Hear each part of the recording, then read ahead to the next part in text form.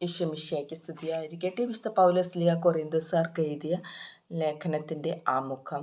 ഗ്രീസിലൊരു പ്രമുഖ പട്ടണമായിരുന്നു കൊറിന്തോസ്.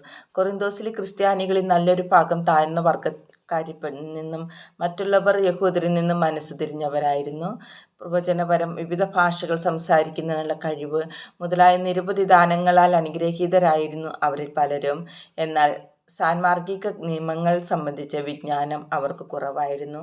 പൗലോസ് തൻ്റെ രണ്ടാം പ്രേക്ഷിത യാത്രയിലാണ് കൊറിന്തോസ് സന്ദർശിച്ചത്.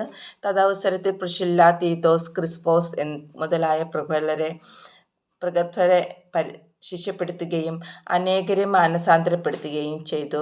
കൊറിന്തോസുകാർക്കുള്ള 2 ലേഖനങ്ങളും പൗലോസ് തൻ്റെ മൂന്നാമത്തെ പ്രേക്ഷിത യാത്രയിൽ എഴുതിയതാണ്. AD 57 ആരംഭത്തിൽ 1-ാം ലേഖനവും അവസാനത്തിൽ 2-ാം ലേഖനവും എഴുതിയതായി കണക്കാക്കപ്പെടുന്നു. 1-ാം ലേഖനം എഫെസോസിൽ വെച്ചും രണ്ടാമത്തേത് മക്കെദോനിയയിലെ ഫിലിപ്പിയിൽ വെച്ചുമാണ് എഴുതിയത്. അവയ്ക്ക് പുറമെ വേറെ 2 ലേഖനങ്ങൾ കൂടി അപ്പസ്തോലൻ കൊറിന്തോസുകാർക്ക് അയച്ചതായി സൂചനകളുണ്ട്. കൊറിന്തോസുകാർ പൗലോസിനോട് എഴുതി ചോദിച്ച കാര്യങ്ങൾ, അവരെപ്പറ്റി ലഭിച്ച വിവരങ്ങൾ എന്നിവയാണ് ഈ ലേഖനം എഴുതാൻ അപ്പസ്തോലനെ പ്രേരിപ്പിച്ചത്. ആദ്യ ലേഖനം കൊറിന്തോസുകാരുടെ ഇടയിൽ കൂടുതൽ അസ്വസ്ഥത ജനിപ്പിച്ചു. ഇതറിഞ്ഞ അപ്പസ്തോലൻ വളരെയധികം ദുഃഖിക്കുകയും അവരെ നേരിട്ട് സന്ദർശിക്കുകയും ചെയ്തു. അതുകൊണ്ട് ഫലമുണ്ടാകാതെ പൗലോസ് എഫെസോസിലേക്ക് മടങ്ങുകയും കണ്ണുനീരോടുകൂടെ ഒരെഴുത്ത് അവർക്ക് അയക്കുകയും ചെയ്തു. നേരത്തെ സൂചിപ്പിച്ച രണ്ടെഴുത്തുകളിലൊന്ന്. കൊറിന്തോസുകാരെ സമാധാനിപ്പിക്കാൻ തീത്തോസിനെ പൗലോസ് അങ്ങോട്ട് അയച്ചു. അതിനുശേഷം അപ്പസ്തോലൻ എഫെസോസിൽ നിന്ന് മക്കെദോനിയയിലേക്ക് പുറപ്പെട്ടു.